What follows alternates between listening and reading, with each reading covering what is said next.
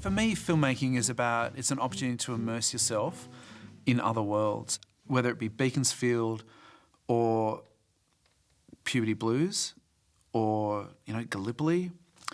It's an opportunity for me to immerse myself into a world or a culture that I'm not familiar with and be a visitor there.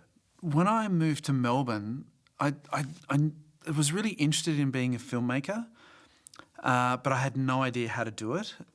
But something said there was more films being made in Melbourne than anywhere else. I think it was the year roughly when Spotswood, Romper Stomper and Proof came out, and they were all shot in Melbourne, and I moved to Melbourne because those films were shot here. I didn't really know anyone, I didn't know what I was going to do here, but I spent all my time wandering around, finding the locations from those films and kind of geeking out.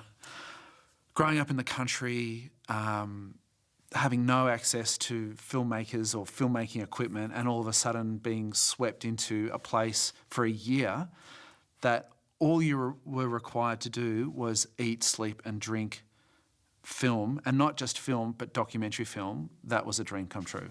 We had Peter Tammer, who I'd met and could sort of see had this sort of, for me, was like a deity. Like, he really was this inspiring madman. He challenged us to think about this. It's like, I remember the day he said it. He just said, "I'd want you to think about when is a film a documentary, and when does it cross over and become not a documentary?"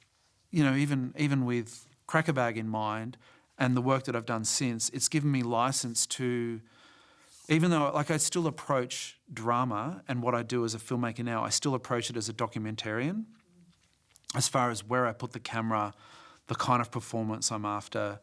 The tone of it should feel real always.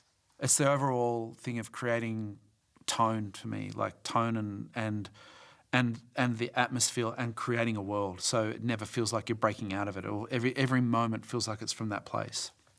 But it's always heightened, and there's a stylised element to it that I know is fabrication. And it was from that moment in that classroom when Peter sort of challenged us to think about that. It's not like I thought about it that day. I think about it every day, and it's become almost a guiding principle in who I am as a filmmaker.